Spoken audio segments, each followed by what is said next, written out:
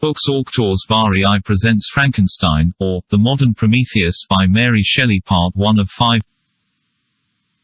Frankenstein, or The Modern Prometheus by Mary Wollstonecraft Godwin Shelley. Letter 1 to Mrs. Saville, England. St. Petersburg, December 11. You will rejoice to hear that no disaster has accompanied the commencement of an enterprise which you have regarded with such evil forebodings. I arrived here yesterday, and my first task is to assure my dear sister of my welfare and increasing confidence in the success of my undertaking. I am already far north of London, and as I walk in the streets of Petersburg, I feel a cold northern breeze play upon my cheeks, which braces my nerves and fills me with delight. Do you understand this feeling? This breeze, which has travelled from the regions towards which I am advancing, gives me a foretaste of those icy climes. Inspirited by this wind of promise, my daydreams become more fervent and vivid. I try in vain to be persuaded that the pole is the seat of frost and desolation. It ever presents itself to my imagination as the region of beauty and delight. There, Margaret, the sun is forever visible, its broad disk just skirting the horizon and diffusing a perpetual splendor.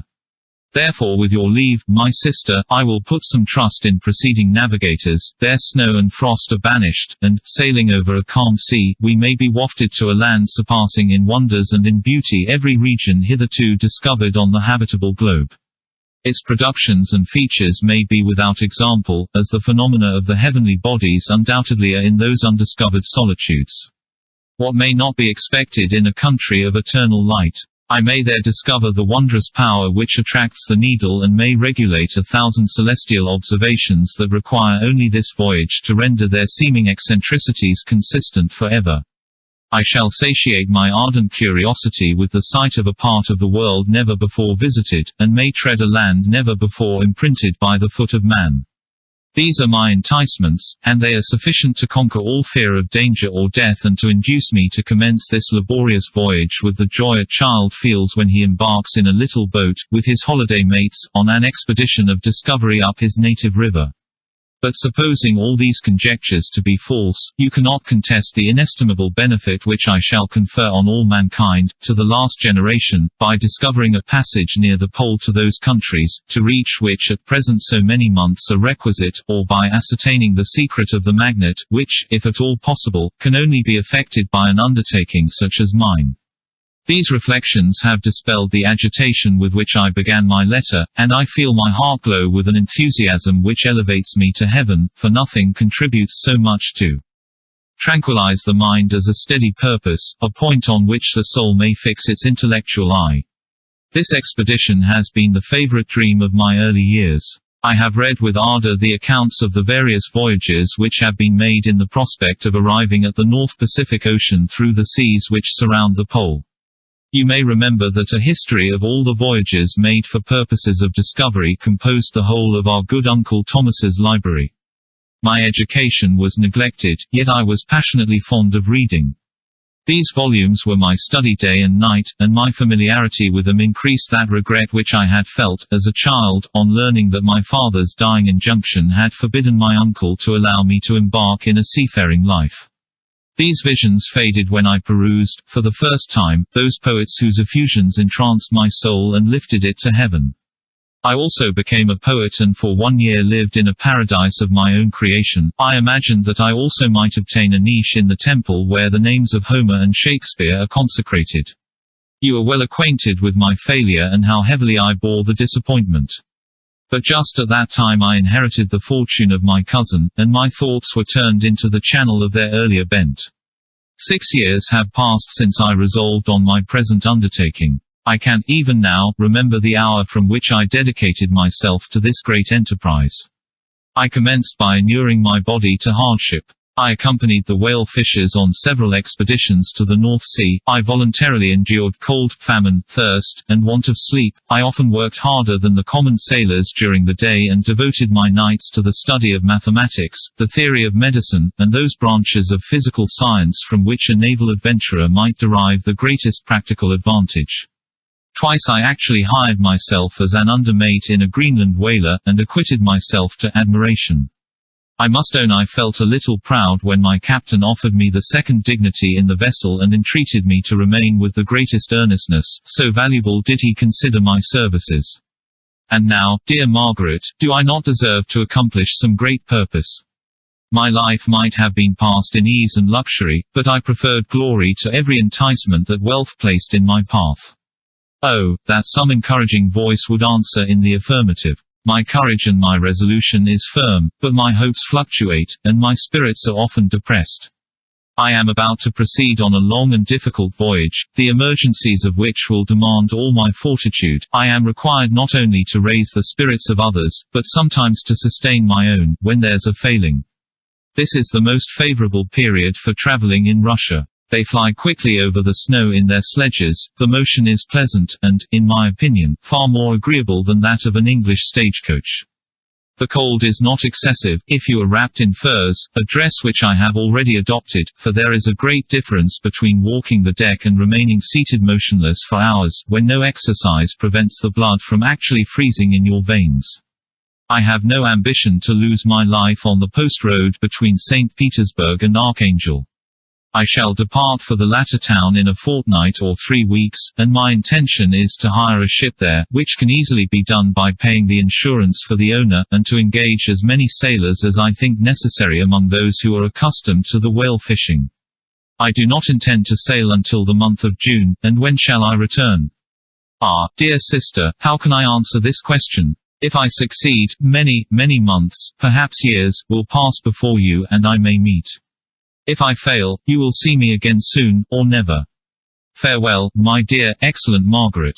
Heaven shower down blessings on you, and save me, that I may again and again testify my gratitude for all your love and kindness. Your affectionate brother, R. Walton. Letter 2 to Mrs. Saville, England. Archangel, the 28th of March 17. How slowly the time passes here, encompassed as I am by frost and snow. Yet a second step is taken towards my enterprise. I have hired a vessel and am occupied in collecting my sailors. Those whom I have already engaged appear to be men on whom I can depend and are certainly possessed of dauntless courage. But I have one want which I have never yet been able to satisfy, and the absence of the object of which I now feel as a most severe evil. I have no friend, Margaret. When I am glowing with the enthusiasm of success, there will be none to participate my joy. If I am assailed by disappointment, no one will endeavor to sustain me in dejection. I shall commit my thoughts to paper, it is true, but that is a poor medium for the communication of feeling.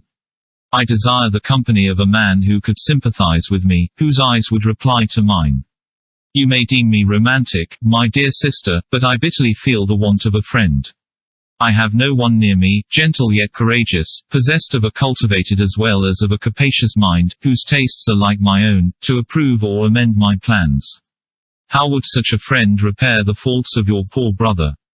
I am too ardent in execution and too impatient of difficulties. But it is a still greater evil to me that I am self-educated. For the first 14 years of my life I ran wild on a common and read nothing but our Uncle Thomas's books of voyages. At that age I became acquainted with the celebrated poets of our own country, but it was only when it had ceased to be in my power to derive its most important benefits from such a conviction that I perceived the necessity of becoming acquainted with more languages than that of my native country. Now I am 28 and am in reality more illiterate than many schoolboys of 15. It is true that I have thought more and that my daydreams are more extended and magnificent, but they want, as the painters call it, keeping, and I greatly need a friend who would have sense enough not to despise me as romantic, and affection enough for me to endeavor to regulate my mind. Well, these are useless complaints. I shall certainly find no friend on the wide ocean, nor even here in Archangel, among merchants and seamen. Yet some feelings, unallied to the dross of human nature, beat even in these rugged bosoms. My lieutenant, for instance, is a man of wonderful courage and enterprise. He is madly desirous of glory, or rather, to word my phrase more characteristically, of advancement in his profession. He is an Englishman, and in the midst of national and professional prejudices, unsoftened by cultivation, retains some of the noblest endowments of humanity. I first became acquainted with him on board a whale vessel. Finding that he was unemployed in this city, I easily engaged him to assist in my enterprise. The master is a person of an excellent disposition and is remarkable in the ship for his gentleness and the mildness of his discipline. This circumstance, added to his well-known integrity and dauntless courage, made me very desirous to engage him. A youth passed in solitude, my best years spent under your gentle and feminine fosterage, has so refined the groundwork of my character that I cannot overcome an intense distaste to the usual brutality exercised on board ship. I have never believed it to be necessary, and when I heard of a mariner equally noted for his kindliness of heart and the respect and obedience paid to him by his crew, I felt myself peculiarly fortunate in being able to secure his services. I heard of him first in rather a romantic manner, from a lady who owes to him the happiness of her life. This, briefly, is his story. Some years ago he loved a young Russian lady of moderate fortune, and having amassed a considerable sum in prize money, the father of the girl consented to the match. He saw his mistress once before the destined ceremony, but she was bathed in tears, and throwing herself at his feet, entreated him to spare her, confessing at the same time that she loved another, but that he was poor, and that her father would never consent to the union. My generous friend reassured the suppliant, and on being informed of the name of her lover, instantly abandoned his pursuit. He had already bought a farm with his money, on which he had designed to pass the remainder of his life, but he bestowed the whole on his rival, together with the remains of his prize money to purchase stock, and then himself solicited the young woman's father to consent to her marriage with her lover.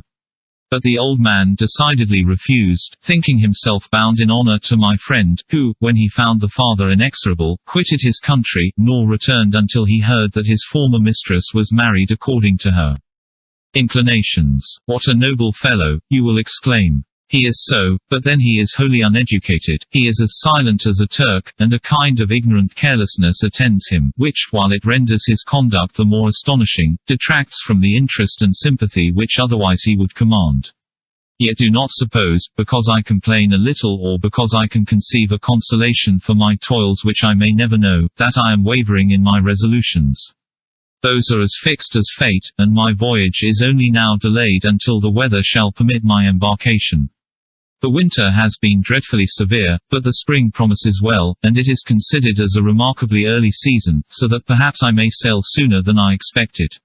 I shall do nothing rashly, you know me sufficiently to confide in my prudence and considerateness whenever the safety of others is committed to my care.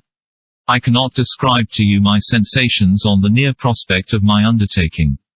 It is impossible to communicate to you a conception of the trembling sensation, half pleasurable and half fearful, with which I am preparing to depart. I am going to unexplored regions, to the land of mist and snow, but I shall kill no albatross, therefore do not be alarmed for my safety or if I should come back to you as worn and woeful as the ancient mariner. You will smile at my illusion, but I will disclose a secret. I have often attributed my attachment to, my passionate enthusiasm for, the dangerous mysteries of ocean to that production of the most imaginative of modern poets. There is something at work in my soul which I do not understand. I am practically industrious, painstaking, a workman to execute with perseverance and labor, but besides this there is a love for the marvelous, a belief in the marvelous, intertwined in all my projects, which hurries me out of the common pathways of men, even to the wild sea and unvisited regions I am about to explore. But to return to dearer considerations. Shall I meet you again, after having traversed immense seas, and returned by the most southern cape of Africa or America? I dare not expect such success, yet I cannot bear to look on the reverse of the picture. Continue for the present to write to me by every opportunity. I may receive your letters on some occasions when I need them most to support my spirits. I love you very tenderly. Remember me with affection, should you never hear from me again.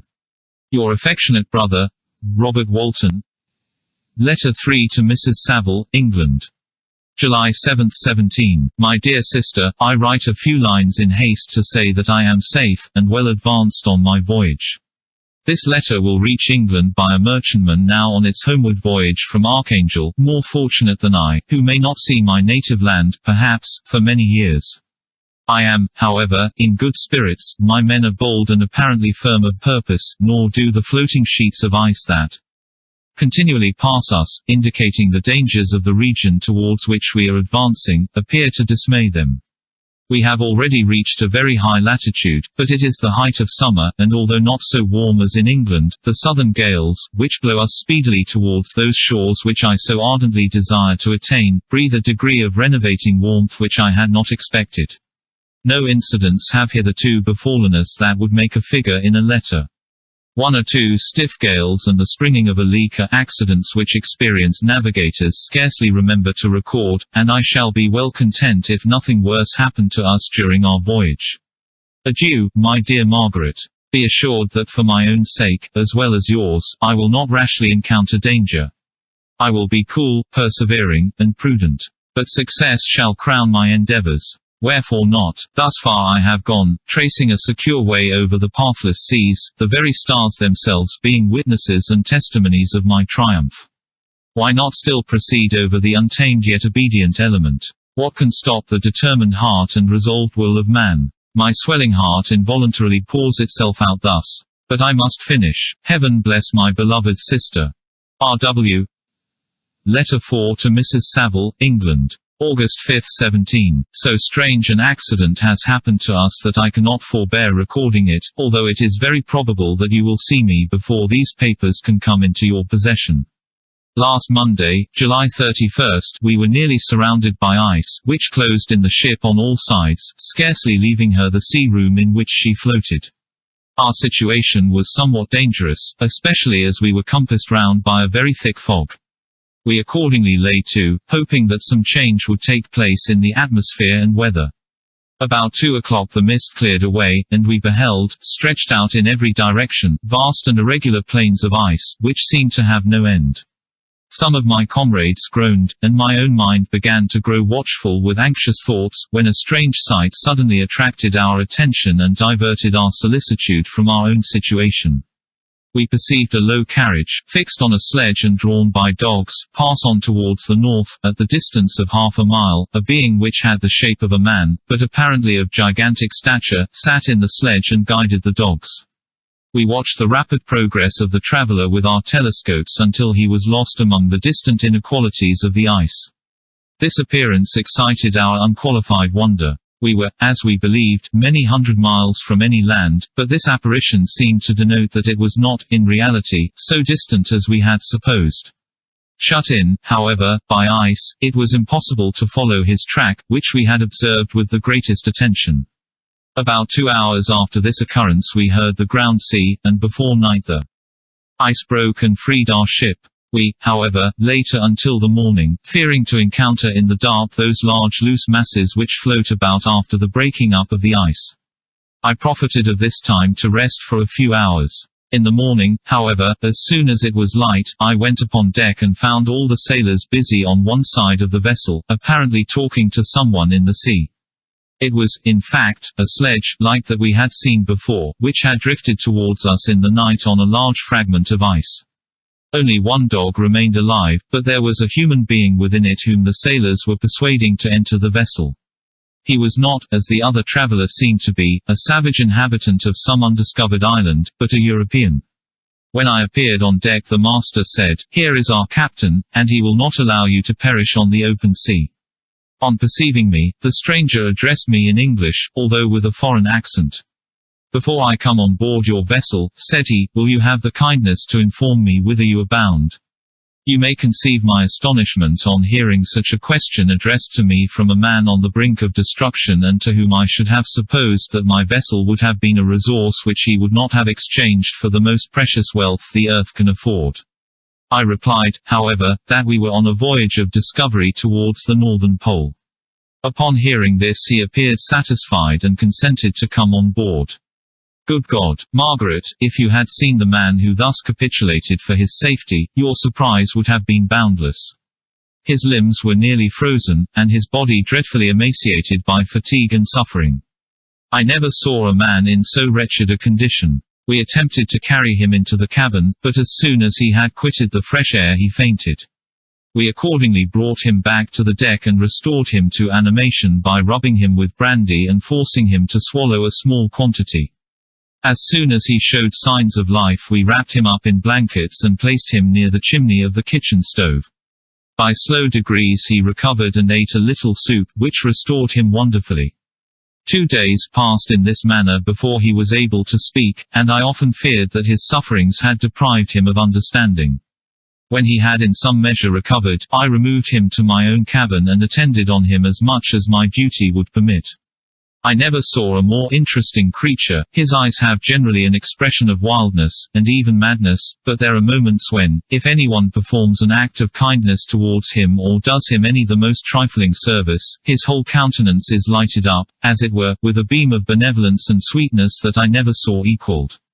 But he is generally melancholy and despairing, and sometimes he gnashes his teeth, as if impatient of the weight of woes that oppresses him. When my guest was a little recovered, I had great trouble to keep off the men, who wished to ask him 1,000 questions, but I would not allow him to be tormented by their idle curiosity, in a state of body and mind whose restoration evidently depended upon entire repose.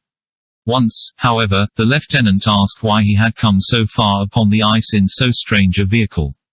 His countenance instantly assumed an aspect of the deepest gloom, and he replied, "To seek one who fled from me." "And did the man whom you pursued travel in the same fashion?" "Yes." "Then I fancy we have seen him, for the day before we picked you up we saw some dogs drawing a sledge, with a man in it, across the ice." This aroused the stranger's attention, and he asked a multitude of questions concerning the route which the demon, as he called him, had pursued. Soon after, when he was alone with me, he said, "I have, doubtless, excited your curiosity, as well as that of these good people, but you are too considerate to make inquiries. Certainly, it would indeed be very impertinent and inhuman in me to trouble you with any inquisitiveness of mine. And yet you rescued me from a strange and perilous situation, you have benevolently restored me to life." Soon after this he inquired if I thought that the breaking up of the ice had destroyed the other sledge. I replied that I could not answer with any degree of certainty, for the ice had not broken until near midnight, and the traveler might have arrived at a place of safety before that time, but of this I could not judge. From this time a new spirit of life animated the decaying frame of the stranger. He manifested the greatest eagerness to be upon deck to watch for the sledge which had before appeared, but I have persuaded him to remain in the cabin, for he is far too weak to sustain the rawness of the atmosphere. I have promised that someone should watch for him and give him instant notice if any new object should appear in sight. Such is my journal of what relates to this strange occurrence up to the present day. The stranger has gradually improved in health but is very silent and appears uneasy when anyone except myself enters his cabin. Yet his manners are so conciliating and gentle that the sailors are all interested in him, although they have had very little communication with him. For my own part, I begin to love him as a brother, and his constant and deep grief fills me with sympathy and compassion. He must have been a noble creature in his better days, being even now in wreck so attractive and amiable. I said in one of my letters, "My dear Margaret, that I should find no friend on the wide ocean, yet I have found a man who, before his spirit had been broken by misery, I should have been happy to have possessed as the brother of my heart." I shall continue my journal concerning the stranger at intervals, should I have any fresh incidents to record. August 13, 17. My affection for my guest increases every day. He excites at once my admiration and my pity to an astonishing degree. How can I see so noble a creature destroyed by misery without feeling the most poignant grief? He is so gentle, yet so wise, his mind is so cultivated, and when he speaks, although his words are culled with the choicest art, yet they flow with rapidity and unparalleled eloquence. He is now much recovered from his illness and is continually on the deck, apparently watching for the sledge that preceded his own. Yet, although unhappy, he is not so utterly occupied by his own misery but that he interests himself deeply in the projects of others. He has frequently conversed with me on mine, which I have communicated to him without disguise. He entered attentively into all my arguments in favor of my eventual success and into every minute detail of the measures I had taken to secure it. I was easily led by the sympathy which he evinced to use the language of my heart, to give utterance to the burning ardor of my soul and to say, with all the fervor that warmed me, how gladly I would sacrifice my fortune, my existence, my every hope, to the furtherance of my enterprise. One man's life or death were but a small price to pay for the acquirement of the knowledge which I sought, for the dominion I should acquire and transmit over the elemental foes of our race. As I spoke, a dark gloom spread over my listener's countenance. At first I perceived that he tried to suppress his emotion. He placed his hands before his eyes, and my voice quivered and failed me as I beheld tears trickle fast from between his fingers. A groan burst from his heaving breast. I paused. At length he spoke, in broken accents, "Unhappy man. Do you share my madness? Have you drunk also of the intoxicating draught? Hear me, let me reveal my tale, and you will dash the cup from your lips." Such words, you may imagine, strongly excited my curiosity, but the paroxysm of grief that had seized the stranger overcame his weakened powers, and many hours of repose and tranquil conversation were necessary to restore his composure. Having conquered the violence of his feelings, he appeared to despise himself for being the slave of passion, and quelling the dark tyranny of despair, he led me again to converse concerning myself personally. He asked me the history of my earlier years. The tale was quickly told, but it awakened various trains of reflection. I spoke of my desire of finding a friend, of my thirst for a more intimate sympathy with a fellow mind than had ever fallen to my lot, and expressed my conviction that a man could boast of little happiness who did not enjoy this blessing.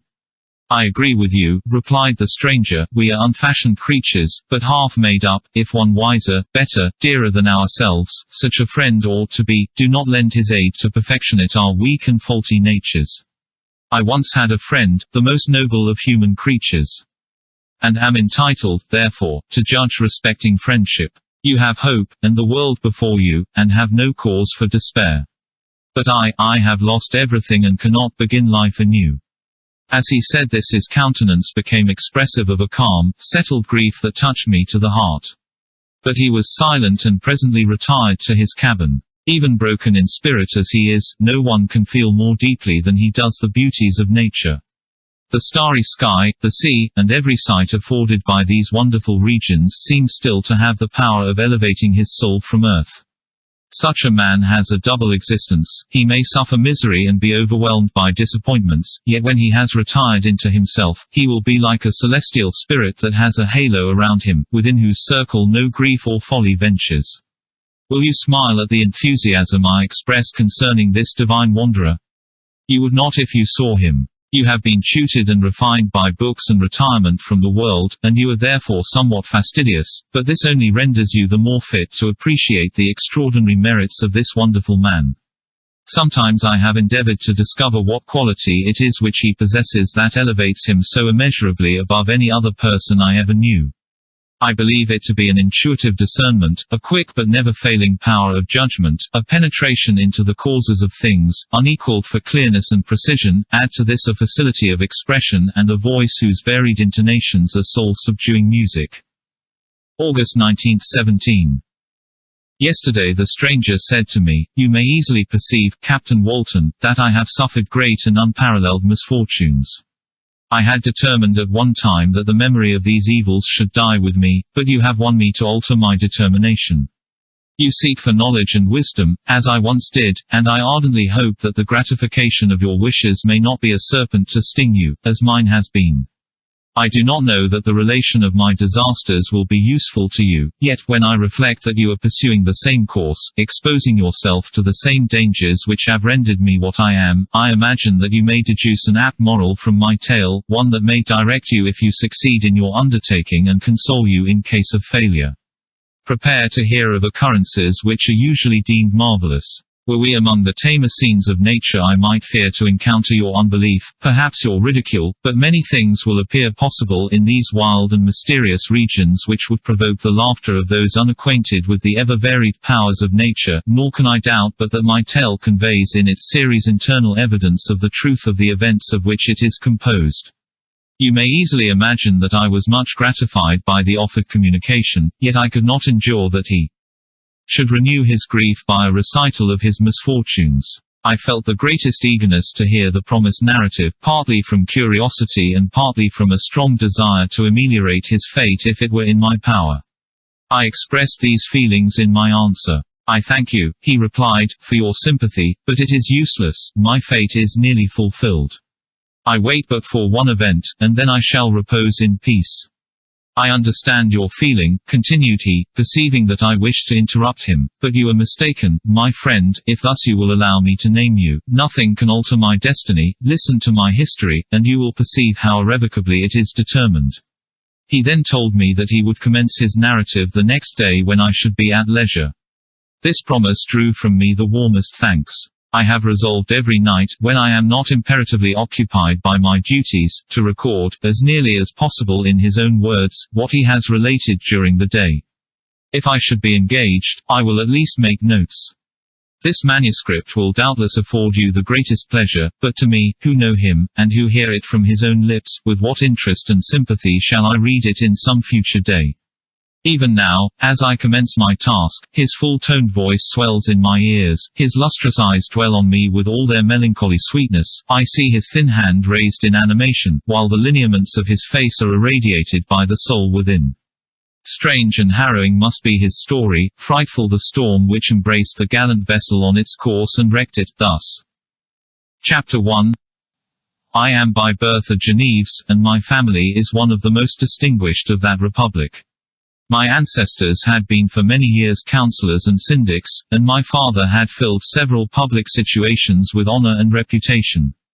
He was respected by all who knew him for his integrity and indefatigable attention to public business. He passed his younger days perpetually occupied by the affairs of his country. A variety of circumstances had prevented his marrying early, nor was it until the decline of life that he became a husband and the father of a family. As the circumstances of his marriage illustrate his character, I cannot refrain from relating them. One of his most intimate friends was a merchant who, from a flourishing state, fell, through numerous mischances, into poverty. This man, whose name was Beaufort, was of a proud and unbending disposition and could not bear to live in poverty and oblivion in the same country where he had formerly been distinguished for his rank and magnificence. Having paid his debts, therefore, in the most honourable manner, he retreated with his daughter to the town of Lucerne, where he lived unknown and in wretchedness. My father loved Beaufort with the truest friendship and was deeply grieved by his retreat in these unfortunate circumstances. He bitterly deplored the false pride which led his friend to a conduct so little worthy of the affection that united them. He lost no time in endeavouring to seek him out with the hope of persuading him to begin the world again through his credit and assistance. Beaufort had taken effectual measures to conceal himself, and it was 10 months before my father discovered his abode. Overjoyed at this discovery, he hastened to the house, which was situated in a mean street near the Rus. But when he entered, misery and despair alone welcomed him. Beaufort had saved but a very small sum of money from the wreck of his fortunes, but it was sufficient to provide him with sustenance for some months, and in the meantime he hoped to procure some respectable employment in a merchant's house. The interval was, consequently, spent in inaction. His grief only became more deep and rankling when he had leisure for reflection, and at length it took so fast hold of his mind that at the end of 3 months he lay on a bed of sickness, incapable of any exertion.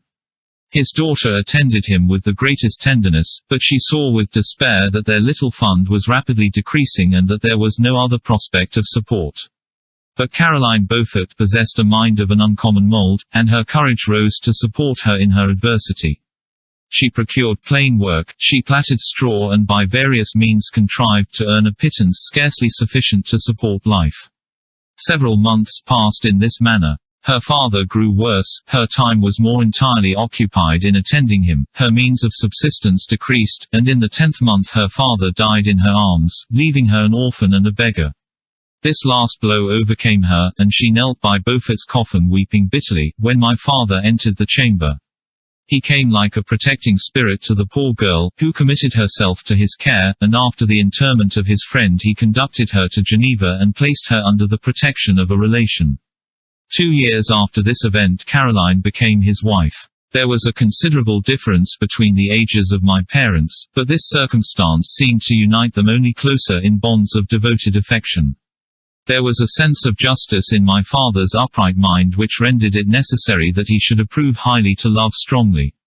Perhaps during former years he had suffered from the late discovered unworthiness of one beloved and so was disposed to set a greater value on tried worth. There was a show of gratitude and worship in his attachment to my mother, differing wholly from the doting fondness of age, for it was inspired by reverence for her virtues and a desire to be the means of, in some degree, recompensing her for the sorrows she had endured, but which gave inexpressible grace to his behavior to her. Everything was made to yield to her wishes and her convenience. He strove to shelter her, as a fair exotic is sheltered by the gardener, from every rougher wind, and to surround her with all that could tend to excite pleasurable emotion in her soft and benevolent mind. Her health, and even the tranquillity of her hitherto constant spirit, had been shaken by what she had gone through. During the 2 years that had elapsed previous to their marriage, my father had gradually relinquished all his public functions, and immediately after their union they sought the pleasant climate of Italy, and the change of scene and interest attendant on a tour through that land of wonders, as a restorative for her weakened frame. From Italy they visited Germany and France. I, their eldest child, was born at Naples, and as an infant accompanied them in their rambles. I remained for several years their only child. Much as they were attached to each other, they seemed to draw inexhaustible stores of affection from a very mine of love to bestow them upon me. My mother's tender caresses and my father's smile of benevolent pleasure while regarding me are my first recollections. I was their plaything and their idol, and something better, their child, the innocent and helpless creature bestowed on them by heaven, whom to bring up to good, and whose future lot it was in their hands to direct to happiness or misery, according as they fulfilled the duties towards me. With this deep consciousness of what they owed towards the being to which they had given life, added to the active spirit of tenderness that animated both, it may be imagined that while during every hour of my infant life I received a lesson of patience, of charity, and of self-control, I was so guided by a silken cord that all seemed but one train of enjoyment to me. For a long time I was their only care. My mother had much desired to have a daughter, but I continued their single offspring. When I was about 5 years old, while making an excursion beyond the frontiers of Italy, they passed a week on the shores of the Lake of Como. Their benevolent disposition often made them enter the cottages of the poor. This, to my mother, was more than a duty, it was a necessity, a passion, remembering what she had suffered, and how she had been relieved, for her to act in her turn the guardian angel to the afflicted. During one of their walks a poor cot in the foldings of a veil attracted their notice as being singularly disconsolate, while the number of half-clothed children gathered about it spoke of penury in its worst shape. One day, when my father had gone by himself to Milan, my mother, accompanied by me, visited this abode. She found a peasant and his wife, hard-working, bent down by care and labor, distributing a scanty meal to 5 hungry babes. Among these there was one which attracted my mother far above all the rest. She appeared of a different stock. The 4 others were dark-eyed, hardy little vagrants, this child was thin and very fair. Her hair was the brightest living gold, and despite the poverty of her clothing, seemed to set a crown of distinction on her head. Her brow was clear and ample, her blue eyes cloudless, and her lips and the moulding of her face so expressive of sensibility and sweetness that none could behold her without looking on her as of a distinct species, of being heaven-sent, and bearing a celestial stamp in all her features. The peasant woman, perceiving that my mother fixed eyes of wonder and admiration on this lovely girl, eagerly communicated her history. She was not her child, but the daughter of a Milanese nobleman. Her mother was a German and had died on giving her birth. The infant had been placed with these good people to nurse, they were better off then. They had not been long married, and their eldest child was but just born. The father of their charge was one of those Italians nursed in the memory of the antique glory of Italy, one among the Schiavi Ogniframenti, who exerted himself to obtain the liberty of his country. He became the victim of its weakness. Whether he had died or still lingered in the dungeons of Austria was not known. His property was confiscated, his child became an orphan and a beggar. She continued with her foster parents and bloomed in their rude abode, fairer than a garden rose among dark-leaved brambles. When my father returned from Milan, he found playing with me in the hall of our villa a child fairer than pictured cherub, a creature who seemed to shed radiance from her looks and whose form and motions were lighter than the chamois of the hills. The apparition was soon explained. With his permission my mother prevailed on her rustic guardians to yield their charge to her. They were fond of the sweet orphan. Her presence had seemed a blessing to them, but it would be unfair to her to keep her in poverty and want when Providence afforded her such powerful protection. They consulted their village priest, and the result was that Elizabeth Lavenza became the inmate of my parents' house, my more than sister, the beautiful and adored companion of all my occupations and my pleasures. Everyone loved Elizabeth. The passionate and almost reverential attachment with which all regarded her became, while I shared it, my pride and my delight. On the evening previous to her being brought to my home, my mother had said playfully, "I have a pretty present for my Victor, tomorrow he shall have it." And when, on the morrow, she presented Elizabeth to me as her promised gift, I, with childish seriousness, interpreted her words literally and looked upon Elizabeth as mine, mine to protect, love, and cherish. All praises bestowed on her I received as maid to a possession of my own. We called each other familiarly by the name of cousin. No word, no expression could body forth the kind of relation in which she stood to me, my more than sister, since till death she was to be mine only. Chapter 2. We were brought up together, there was not quite a year difference in our ages. I need not say that. We were strangers to any species of disunion or dispute. Harmony was the soul of our companionship, and the diversity and contrast that subsisted in our characters drew us nearer together. Elizabeth was of a calmer and more concentrated disposition, but, with all my ardor, I was capable of a more intense application and was more deeply smitten with the thirst for knowledge. She busied herself with following the aerial creations of the poets, and in the majestic and wondrous scenes which surrounded our Swiss home, the sublime shapes of the mountains, the changes of the seasons, tempest and calm, the silence of winter, and the life and turbulence of our alpine summers, she found ample scope for admiration and delight. While my companion contemplated with a serious and satisfied spirit the magnificent appearances of things, I delighted in investigating their causes. The world was to me a secret which I desired to divine. Curiosity, earnest research to learn the hidden laws of nature, gladness akin to rapture, as they were unfolded to me, are among the earliest sensations I can remember. On the birth of a second son, my junior by 7 years, my parents gave up entirely their wandering life and fixed themselves in their native country. We possessed a house in Geneva, and a campagna on Bellerive, the eastern shore of the lake, at the distance of rather more than a league from the city. We resided principally in the latter, and the lives of my parents were passed in considerable seclusion. It was my temper to avoid a crowd and to attach myself fervently to a few. I was indifferent, therefore, to my school fellows in general, but I united myself in the bonds of the closest friendship to one among them. Henry Clerval was the son of a merchant of Geneva. He was a boy of singular talent and fancy. He loved enterprise, hardship, and even danger for its own sake. He was deeply read in books of chivalry and romance. He composed heroic songs and began to write many a tale of enchantment and knightly adventure. He tried to make us act plays and to enter into masquerades, in which the characters were drawn from the heroes of Roncesvalles, of the Round Table of King Arthur, and the chivalrous train who shed their blood to redeem the Holy Sepulchre from the hands of the infidels. No human being could have passed a happier childhood than myself. My parents were possessed by the very spirit of kindness and indulgence.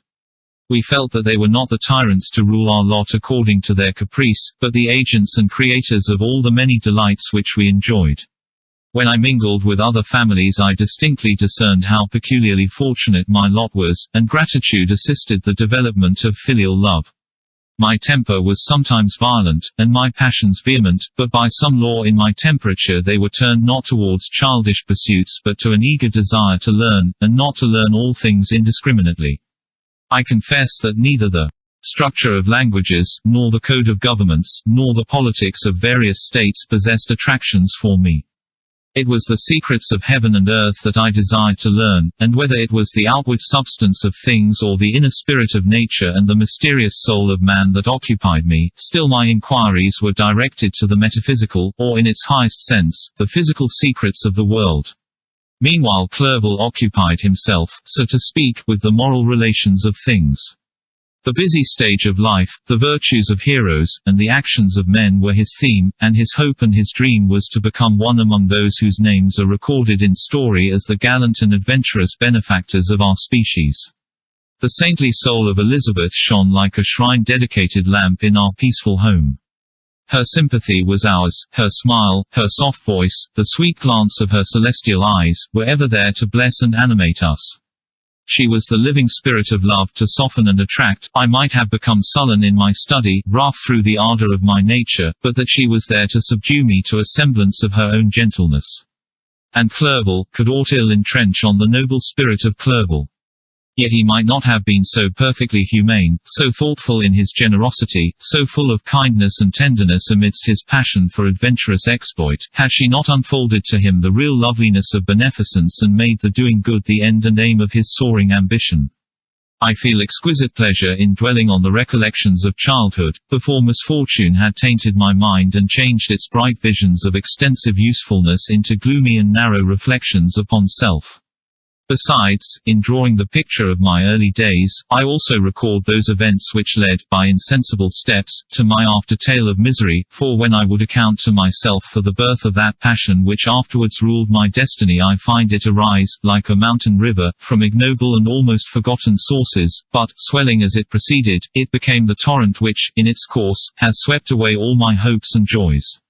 Natural philosophy is the genius that has regulated my fate. I desire, therefore, in this narration, to state those facts which led to my predilection for that science. When I was 13 years of age we all went on a party of pleasure to the baths near Thonan. The inclemency of the weather obliged us to remain a day confined to the inn. In this house I chanced to find a volume of the works of Cornelius Agrippa. I opened it with apathy. The theory which he attempts to demonstrate and the wonderful facts which he relates soon changed this feeling into enthusiasm. A new light seemed to dawn upon my mind, and bounding with joy, I communicated my discovery to my father. My father looked carelessly at the title page of my book and said, "Ah, Cornelius Agrippa, my dear Victor, do not waste your time upon this. It is sad trash." If, instead of this remark, my father had taken the pains to explain to me that the principles of Agrippa had been entirely exploded and that a modern system of science had been introduced which possessed much greater powers than the ancient, because the powers of the latter were chimerical, while those of the former were real and practical, under such circumstances I should certainly have thrown Agrippa aside and have contented my imagination, warmed as it was, by returning with greater ardor to my former studies. It is even possible that the train of my ideas would never have received the fatal impulse that led to my ruin. But the cursory glance my father had taken of my volume by no means assured me that he was acquainted with its contents, and I continued to read with the greatest avidity. When I returned home my first care was to procure the whole works of this author, and afterwards of Paracelsus and Albertus Magnus. I read and studied the wild fancies of these writers with delight. They appeared to me treasures known to few besides myself.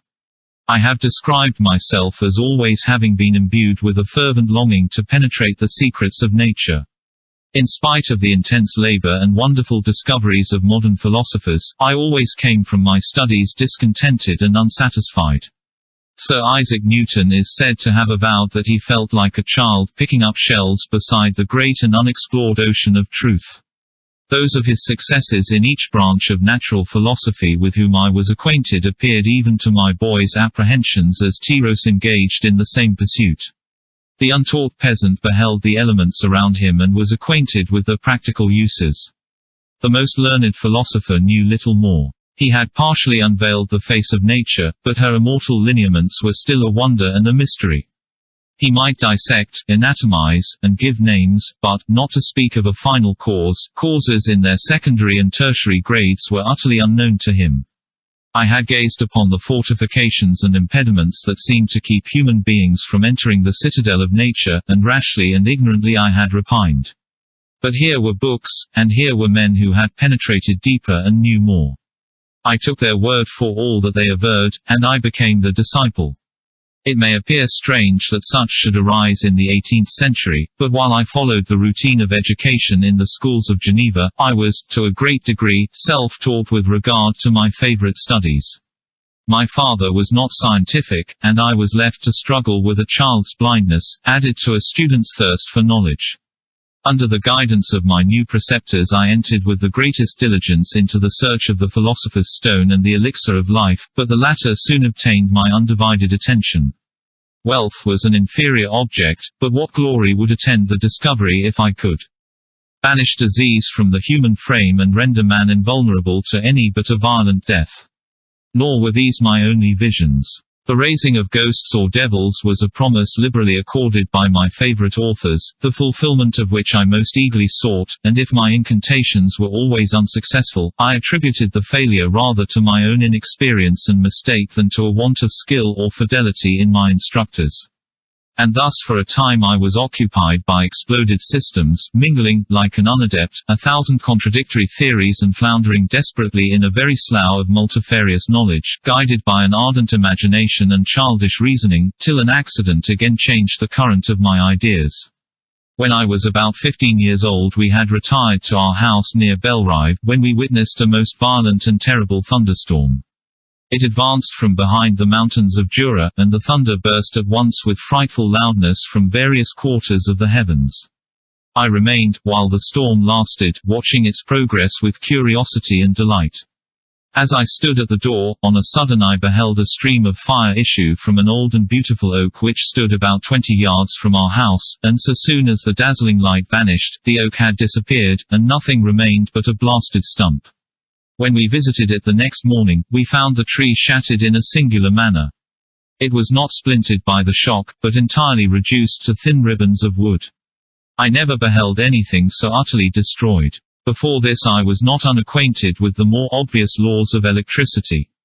On this occasion a man of great research in natural philosophy was with us, and excited by this catastrophe, he entered on the explanation of a theory which he had formed on the subject of electricity and galvanism, which was at once new and astonishing to me.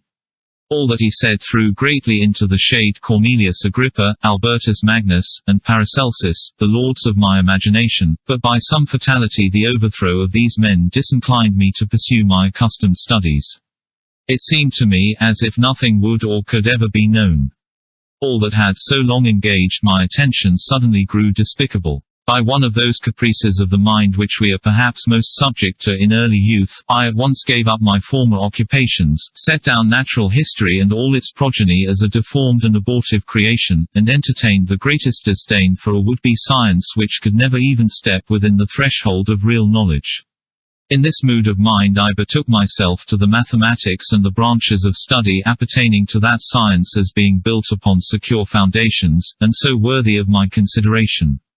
Thus strangely are our souls constructed, and by such slight ligaments are we bound to prosperity or ruin. When I look back, it seems to me as if this almost miraculous change of inclination and will was the immediate suggestion of the guardian angel of my life, the last effort made by the spirit of preservation to avert the storm that was even then hanging in the stars and ready to envelop me. Her victory was announced by an unusual tranquillity and gladness of soul which followed the relinquishing of my ancient and latterly tormenting studies. It was thus that I was to be taught to associate evil with their prosecution, happiness with their disregard. It was a strong effort of the spirit of good, but it was ineffectual. Destiny was too potent, and her immutable laws had decreed my utter and terrible destruction. Chapter 3. When I had attained the age of 17 my parents resolved that I should become a student at the University of Ingolstadt. I had hitherto attended the schools of Geneva, but my father thought it necessary for the completion of my education that I should be made acquainted with other customs than those of my native country. My departure was therefore fixed at an early date, but before the day resolved upon could arrive, the first misfortune of my life occurred, an omen, as it were, of my future misery. Elizabeth had caught the scarlet fever, her illness was severe, and she was in the greatest danger. During her illness many arguments had been urged to persuade my mother to refrain from attending upon her. She had at first yielded to our entreaties, but when she heard that the life of her favorite was menaced, she could no longer control her anxiety. She attended her sickbed, her watchful attentions triumphed over the malignity of the distemper, Elizabeth was saved, but the consequences of this imprudence were fatal to her preserver. On the third day my mother sickened, her fever was accompanied by the most alarming symptoms, and the looks of her medical attendants prognosticated the worst event. On her deathbed the fortitude and benignity of this best of women did not desert her.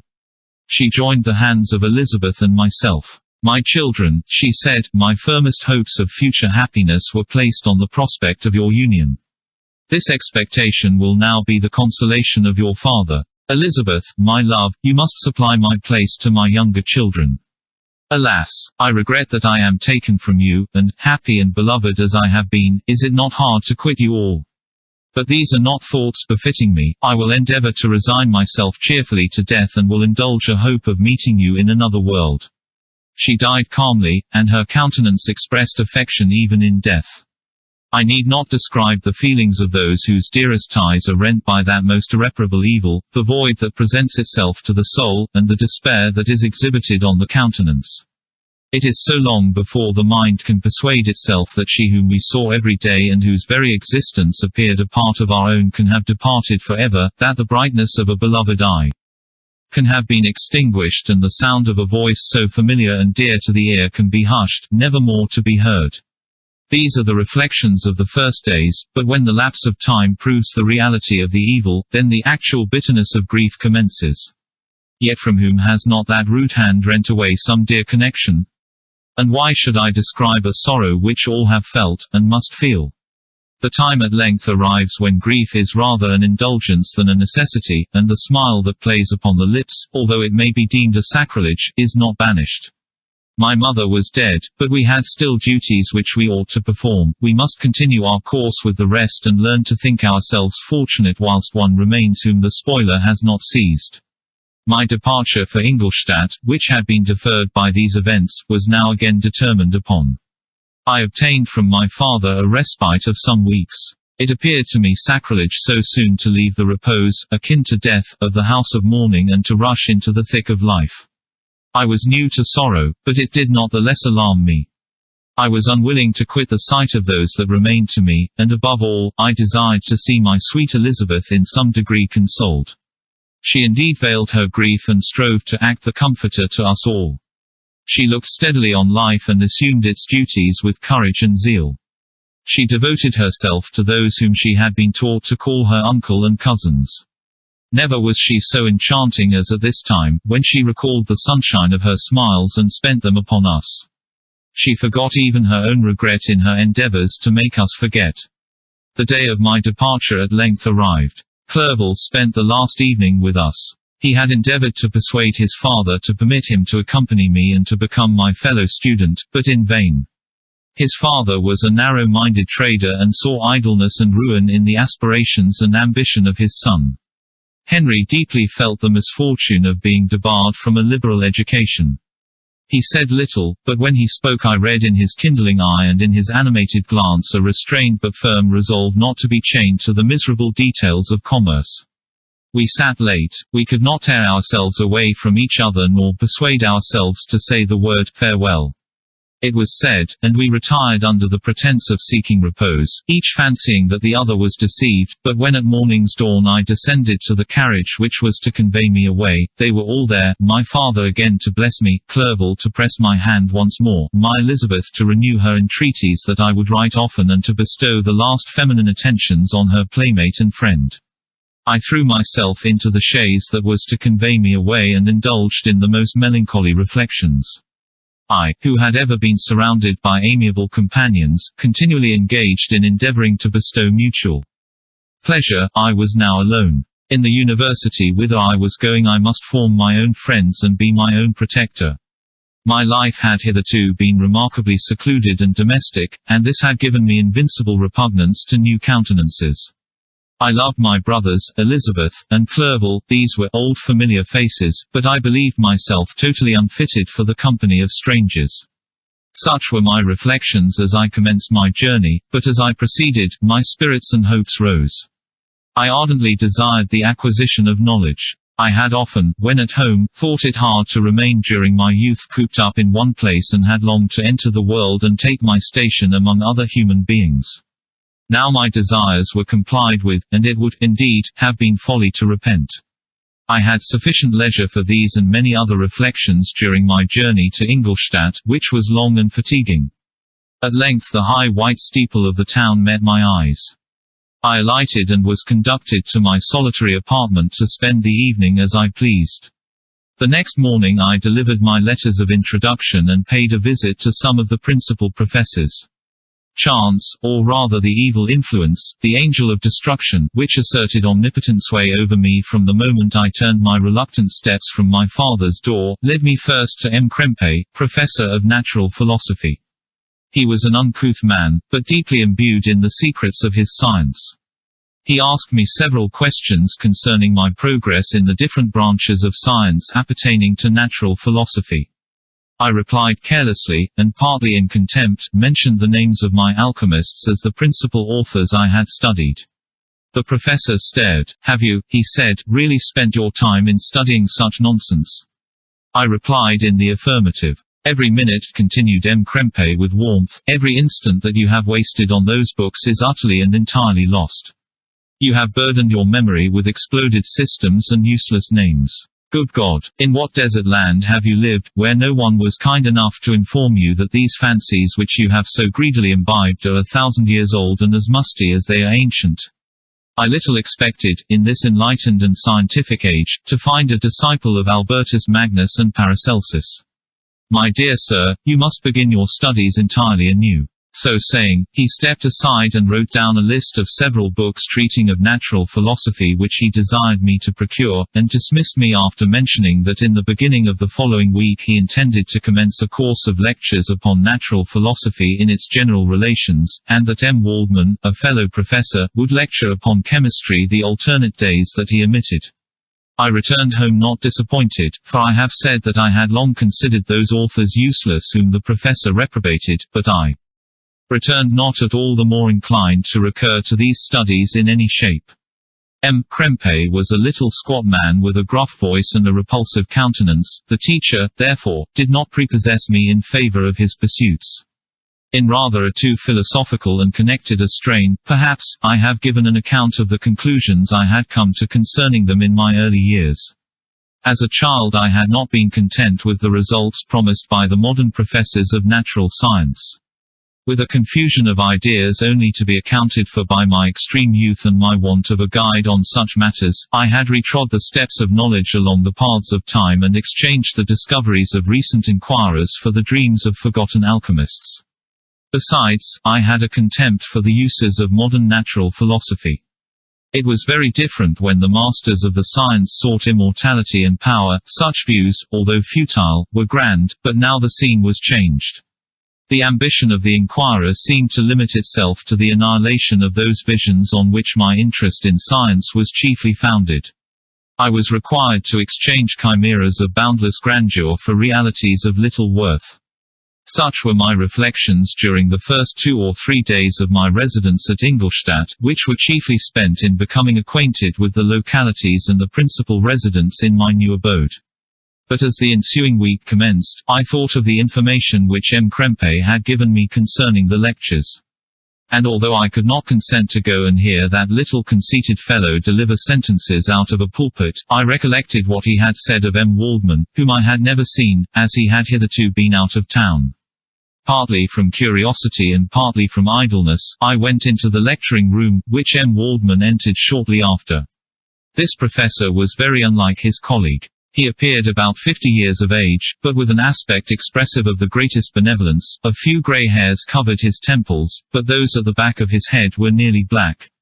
His person was short but remarkably erect and his voice the sweetest I had ever heard.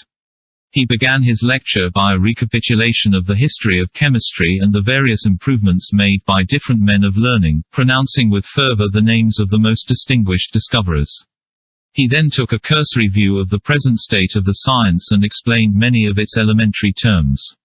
After having made a few preparatory experiments, he concluded with a panegyric upon modern chemistry, the terms of which I shall never forget. The ancient teachers of this science, said he, promised impossibilities and performed nothing. The modern masters promise very little. They know that metals cannot be transmuted and that the elixir of life is a chimera, but these philosophers, whose hands seem only made to dabble in dirt, and their eyes to pore over the microscope or crucible, have indeed performed miracles. They penetrate into the recesses of nature and show how she works in her hiding places. They ascend into the heavens. They have discovered how the blood circulates, and the nature of the air we breathe. They have acquired new and almost unlimited powers. They can command the thunders of heaven, mimic the earthquake, and even mock the invisible world with its own shadows. Such were the professor's words, rather let me say such the words of the fate, announced to destroy me. As he went on I felt as if my soul were grappling with a palpable enemy. One by one the various keys were touched which formed the mechanism of my being. Chord after chord was sounded, and soon my mind was filled with one thought, one conception, one purpose. So much has been done, exclaimed the soul of Frankenstein, more, far more, will I achieve. Treading in the steps already marked, I will pioneer a new way, explore unknown powers, and unfold to the world the deepest mysteries of creation. I closed not my eyes that night. My internal being was in a state of insurrection and turmoil. I felt that order would thence arise, but I had no power to produce it. By degrees, after the morning's dawn, sleep came. I awoke, and my yesternight's thoughts were as a dream. There only remained a resolution to return to my ancient studies and to devote myself to a science for which I believed myself to possess a natural talent. On the same day I paid M. Waldman a visit. His manners in private were even more mild and attractive than in public, for there was a certain dignity in his mien during his lecture which in his own house was replaced by the greatest affability and kindness. I gave him pretty nearly the same account of my former pursuits as I had given to his fellow professor. He heard with attention the little narration concerning my studies and smiled at the names of Cornelius Agrippa and Paracelsus, but without the contempt that M. Krempe had exhibited. He said that these were men to whose indefatigable zeal modern philosophers were indebted for most of the foundations of their knowledge.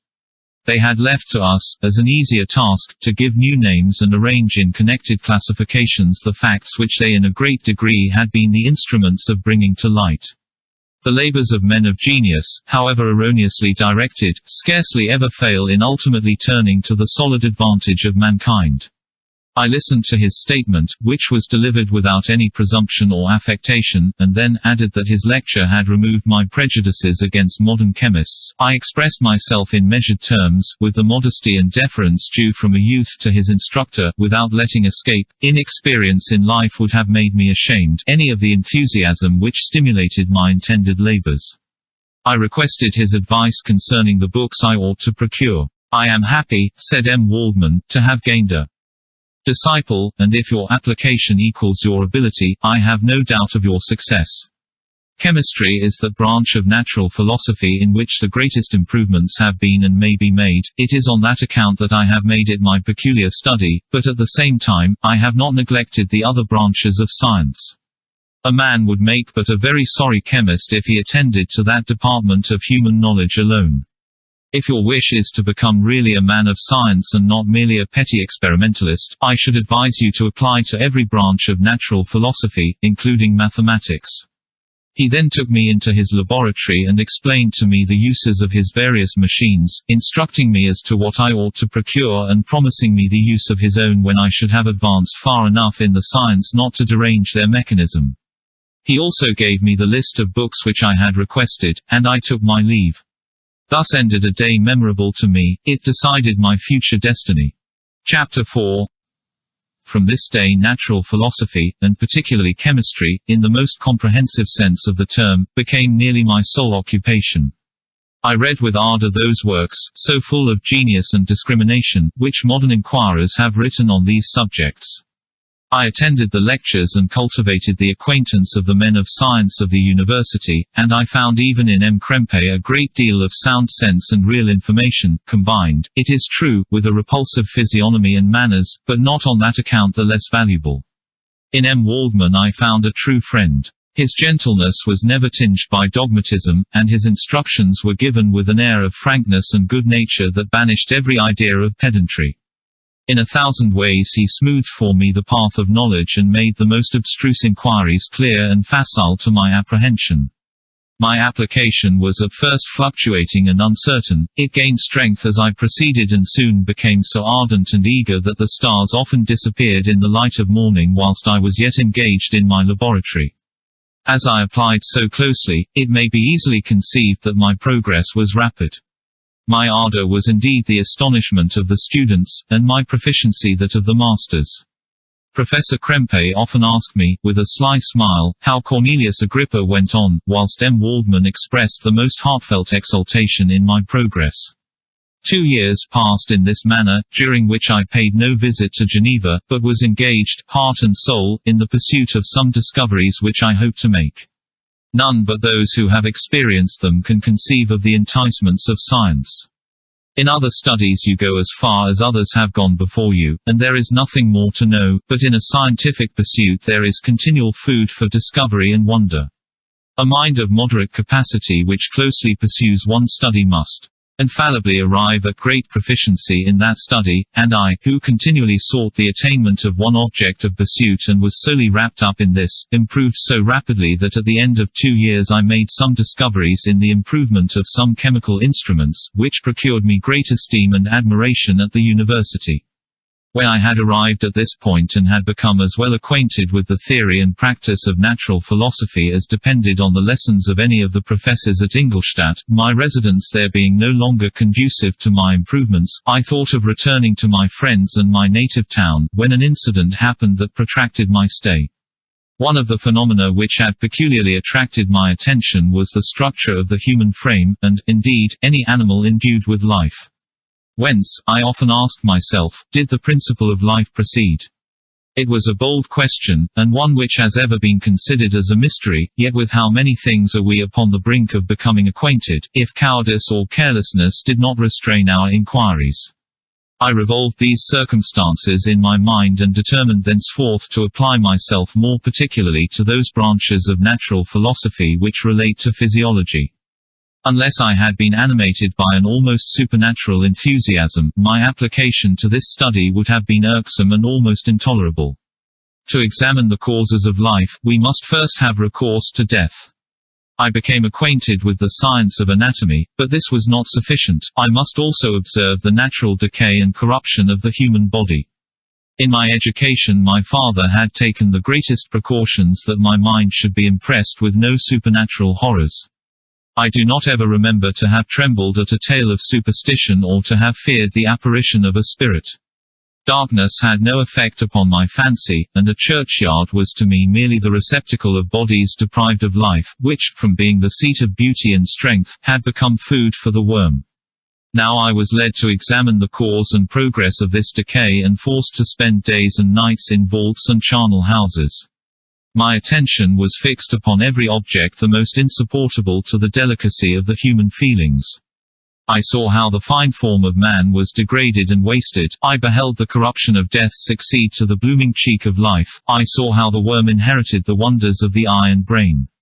I paused, examining and analyzing all the minutiae of causation, as exemplified in the change from life to death, and death to life, until from the midst of this darkness a sudden light broke in upon me, a light so brilliant and wondrous, yet so simple, that while I became dizzy with the immensity of the prospect which it illustrated, I was surprised that among so many men of genius who had directed their inquiries towards the same science, that I alone should be reserved to discover so astonishing a secret. Remember, I am not recording the vision of a madman. The sun does not more certainly shine in the heavens than that which I now affirm is true.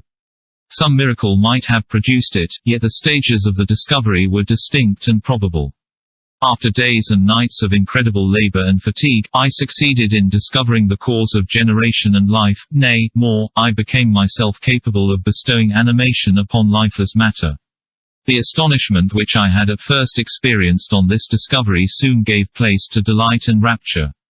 After so much time spent in painful labor, to arrive at once at the summit of my desires was the most gratifying consummation of my toils. But this discovery was so great and overwhelming that all the steps by which I had been progressively led to it were obliterated, and I beheld only the result.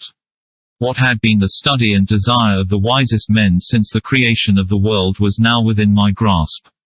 Not that, like a magic scene, it all opened upon me at once. The information I had obtained was of a nature rather to direct my endeavors so soon as I should point them towards the object of my search than to exhibit that object already accomplished. I was like the Arabian who had been buried with the dead and found a passage to life, aided only by one glimmering and seemingly ineffectual light. I see by your eagerness and the wonder and hope which your eyes express, my friend, that you expect to be informed of the secret with which I am acquainted. That cannot be. Listen patiently until the end of my story, and you will easily perceive why I am reserved upon that subject. I will not lead you on, unguarded and ardent as I then was, to your destruction and infallible misery. Learn from me, if not by my precepts, at least by my example, how dangerous is the acquirement of knowledge, and how much happier that man is who believes his native town to be the world, than he who aspires to become greater than his nature will allow. When I found so astonishing a power placed within my hands, I hesitated a long time concerning the manner in which I should employ it. Although I possessed the capacity of bestowing animation, yet to prepare a frame for the reception of it, with all its intricacies of fibers, muscles, and veins, still remained a work of inconceivable difficulty and labor. I doubted at first whether I should attempt the creation of a being like myself, or one of simpler organization, but my imagination was too much exalted by my first success to permit me to doubt of my ability to give life to an animal as complex and wonderful as man.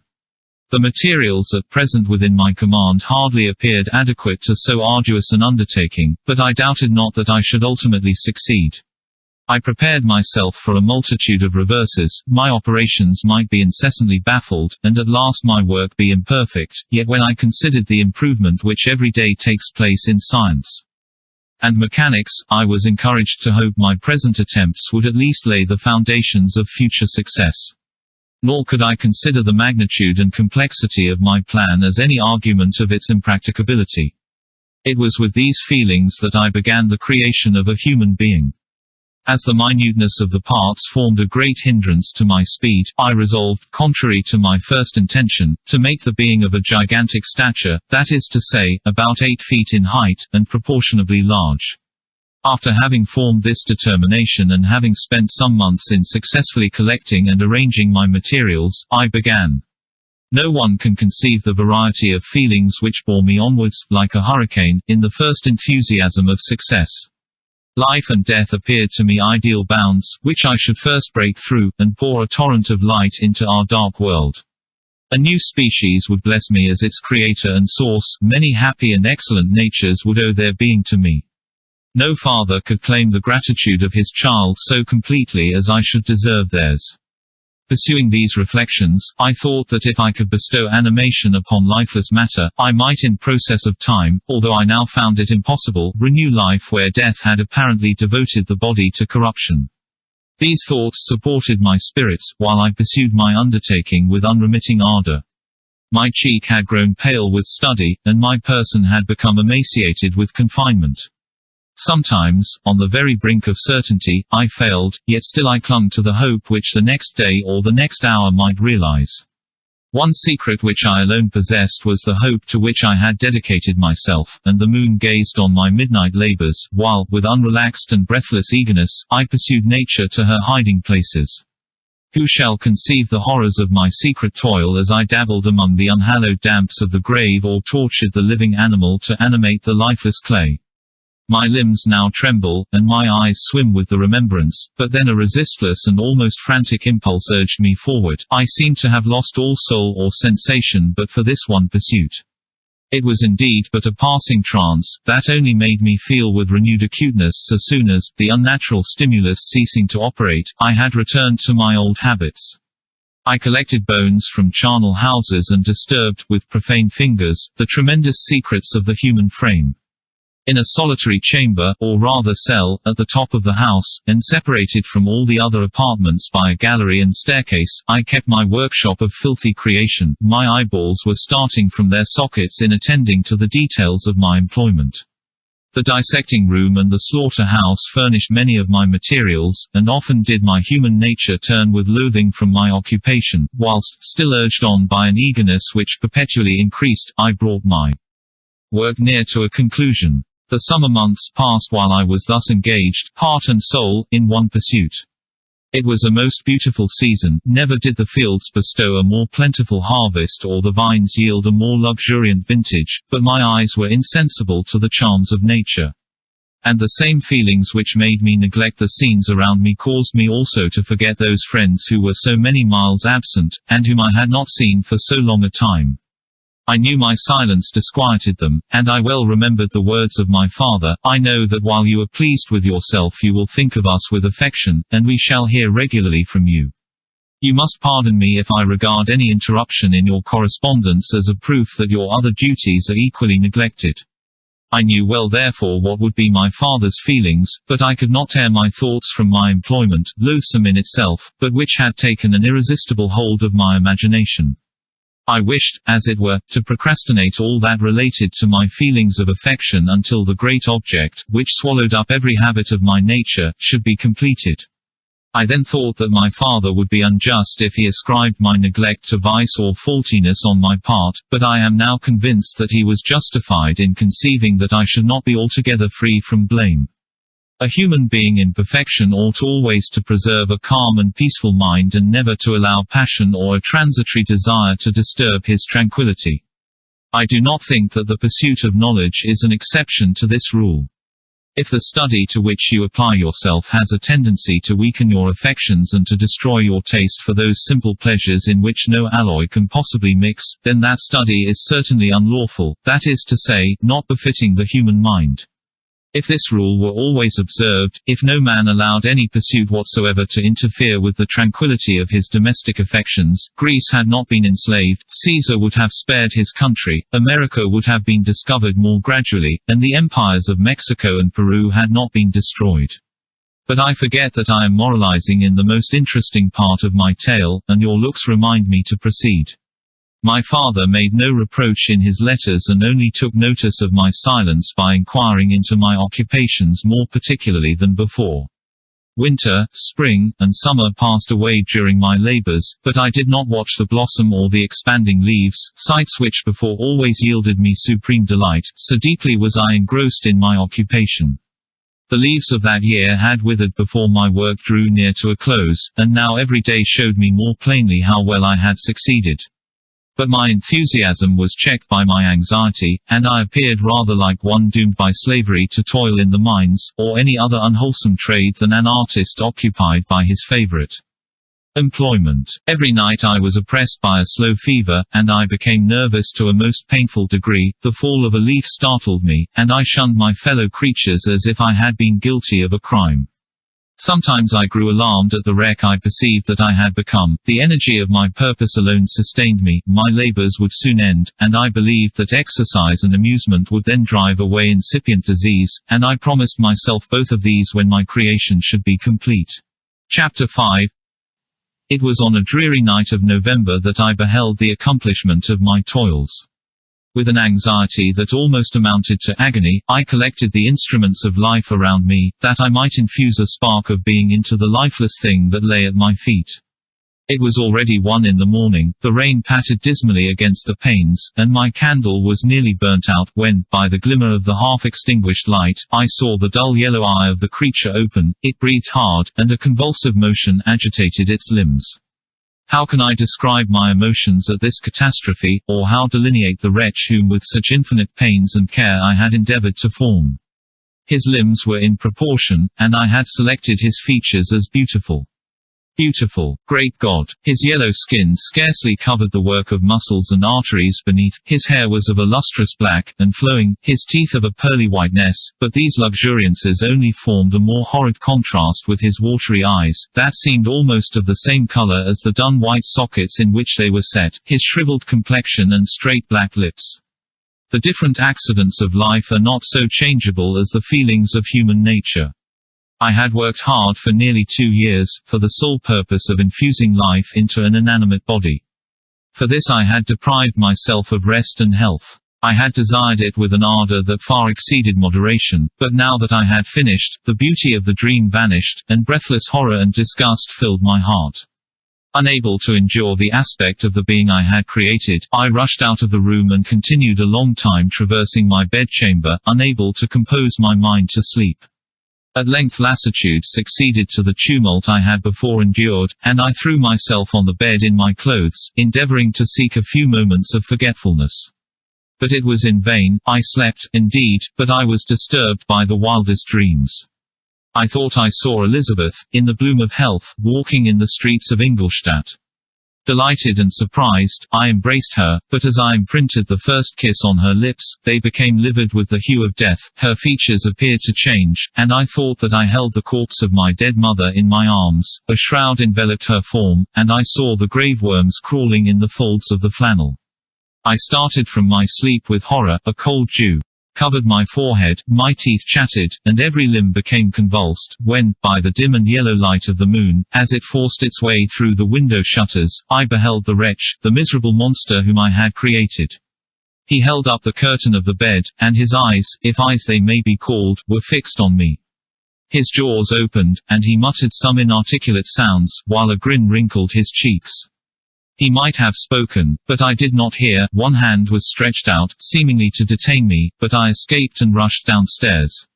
I took refuge in the courtyard belonging to the house which I inhabited, where I remained during the rest of the night, walking up and down in the greatest agitation, listening attentively, catching and fearing each sound as if it were to announce the approach of the demoniacal corpse to which I had so miserably given life. Oh, no mortal could support the horror of that countenance. A mummy again endued with animation could not be so hideous as that wretch. I had gazed on him while unfinished. He was ugly then, but when those muscles and joints were rendered capable of motion, it became a thing such as even Dante could not have conceived. I passed the night wretchedly. Sometimes my pulse beat so quickly and hardly that I felt the palpitation of every artery, at others, I nearly sank to the ground through languor and extreme weakness. Mingled with this horror, I felt the bitterness of disappointment. Dreams that had been my food and pleasant rest for so long a space were now become a hell to me, and the change was so rapid, the overthrow so complete. Morning, dismal and wet, at length dawned and discovered to my sleepless and aching eyes the church of Ingolstadt, its white steeple and clock, which indicated the 6th hour. The porter opened the gates of the court, which had that night been my asylum, and I issued into the streets, pacing them with quick steps, as if I sought to avoid the wretch whom I feared every turning of the street would present to my view. I did not dare return to the apartment which I inhabited, but felt impelled to hurry on, although drenched by the rain which poured from a black and comfortless sky. I continued walking in this manner for some time, endeavoring by bodily exercise to ease the load that weighed upon my mind. I traversed the streets without any clear conception of where I was or what I was doing. My heart palpitated in the sickness of fear, and I hurried on with irregular steps, not daring to look about me, like one who, on a lonely road, doth walk in fear and dread, and, having once turned round, walks on, and turns no more his head, because he knows a frightful fiend doth close behind him tread. Coleridge's Ancient Mariner. Continuing thus, I came at length opposite to the inn at which the various diligences and carriages usually stopped. Here I paused, I knew not why, but I remained some minutes with my eyes fixed on a coach that was coming towards me from the other end of the street. As it drew nearer I observed that it was the Swiss diligence. It stopped just where I was standing, and on the door being opened, I perceived Henry Clerval, who, on seeing me, instantly sprung out. "My dear Frankenstein," exclaimed he, "how glad I am to see you! How fortunate that you should be here at the very moment of my alighting!" Nothing could equal my delight on seeing Clerval. His presence brought back to my thoughts my father, Elizabeth, and all those scenes of home so dear to my recollection. I grasped his hand, and in a moment forgot my horror and misfortune. I felt suddenly, and for the first time during many months, calm and serene joy. I welcomed my friend, therefore, in the most cordial manner, and we walked towards my college. Clerval continued talking for some time about our mutual friends and his own good fortune in being permitted to come to Ingolstadt. "You may easily believe," said he, "how great was the difficulty to persuade my father that all necessary knowledge was not comprised in the noble art of book-keeping, and, indeed, I believe I left him incredulous to the last, for his constant answer to my unwearied entreaties was the same as that of the Dutch schoolmaster in The Vicar of Wakefield: 'I have 10,000 florins a year without Greek, I eat heartily without Greek.' But his affection for me at length overcame his dislike of learning, and he has permitted me to undertake a voyage of discovery to the land of knowledge. It gives me the greatest delight to see you, but tell me how you left my father, brothers, and Elizabeth." "Very well, and very happy, only a little uneasy that they hear from you so seldom. By the by, I mean to lecture you a little upon their account myself." "But my dear Frankenstein," continued he, stopping short and gazing full in my face, "I did not before remark how very ill you appear, so thin and pale, you look as if you had been watching for several nights. You have guessed right, I have lately been so deeply engaged in one occupation that I have not allowed myself sufficient rest, as you see, but I hope, I sincerely hope, that all these employments are now at an end and that I am at length free." I trembled excessively. I could not endure to think of, and far less to allude to, the occurrences of the preceding night. I walked with a quick pace, and we soon arrived at my college. I then reflected, and the thought made me shiver, that the creature whom I had left in my apartment might still be there, alive and walking about. I dreaded to behold this monster, but I feared still more that Henry should see him. Entreating him, therefore, to remain a few minutes at the bottom of the stairs, I darted up towards my own room. My hand was already on the lock of the door before I recollected myself. I then paused, and a cold shivering came over me. I threw the door forcibly open, as children are accustomed to do when they me from the other end of the street. As it drew nearer I observed that it was the Swiss diligence. It stopped just where I was standing, and on the door being opened, I perceived Henry Clerval, who, on seeing me, instantly sprung out. "My dear Frankenstein," exclaimed he, "how glad I am to see you! How fortunate that you should be here at the very moment of my alighting! Nothing could equal my delight on seeing Clerval. His presence brought back to my thoughts my father, Elizabeth, and all those scenes of home so dear to my recollection. I grasped his hand, and in a moment forgot my horror and misfortune. I felt suddenly, and for the first time during many months, calm and serene joy. I welcomed my friend, therefore, in the most cordial manner, and we walked towards my college. Clerval continued talking for some time about our mutual friends and his own good fortune in being permitted to come to Ingolstadt. "You may easily believe," said he, "how great was the difficulty to persuade my father that all necessary knowledge was not comprised in the noble art of bookkeeping, and, indeed, I believe I left him incredulous to the last, for his constant answer to my unwearied entreaties was the same as that of the Dutch schoolmaster in The Vicar of Wakefield: 'I have 10,000 florins a year without Greek, I eat heartily without Greek.' But his affection for me at length overcame his dislike of learning, and he has permitted me to undertake a voyage of discovery to the land of knowledge. It gives me the greatest delight to see you, but tell me how you left my father, brothers, and Elizabeth." "Very well, and very happy, only a little uneasy that they hear from you so seldom. By the by, I mean to lecture you a little upon their account myself. But my dear Frankenstein," continued he, stopping short and gazing full in my face, "I did not before remark how very ill you appear, so thin and pale, you look as if you had been watching for several nights. You have guessed right, I have lately been so deeply engaged in one occupation that I have not allowed myself sufficient rest, as you see, but I hope, I sincerely hope, that all these employments are now at an end and that I am at length free." I trembled excessively. I could not endure to think of, and far less to allude to, the occurrences of the preceding night. I walked with a quick pace, and we soon arrived at my college. I then reflected, and the thought made me shiver, that the creature whom I had left in my apartment might still be there, alive and walking about. I dreaded to behold this monster, but I feared still more that Henry should see him. Entreating him, therefore, to remain a few minutes at the bottom of the stairs, I darted up towards my own room. My hand was already on the lock of the door before I recollected myself. I then paused, and a cold shivering came over me. I threw the door forcibly open, as children are accustomed to do when they the young buds were shooting forth from the trees that shaded my window. It was a divine spring, and the season contributed greatly to my convalescence. I felt also sentiments of joy and affection revive in my bosom, my gloom disappeared, and in a short time I became as cheerful as before I was attacked by the fatal passion. "Dearest Clerval," exclaimed I, "how kind, how very good you are to me! This whole winter, instead of being spent in study, as you promised yourself, has been consumed in my sick room. How shall I ever repay you? I feel the greatest remorse for the disappointment of which I have been the occasion, but you will forgive me. You will repay me entirely if you do not discompose yourself, but get well as fast as you can, and since you appear in such good spirits, I may speak to you on one subject, may I not?" I trembled. One subject. What could it be? Could he allude to an object on whom I dared not even think?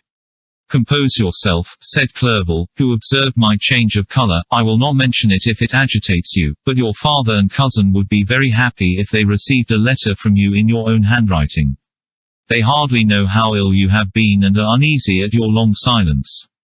Is that all, my dear Henry? How could you suppose that my first thought would not fly towards those dear, dear friends whom I love and who are so deserving of my love?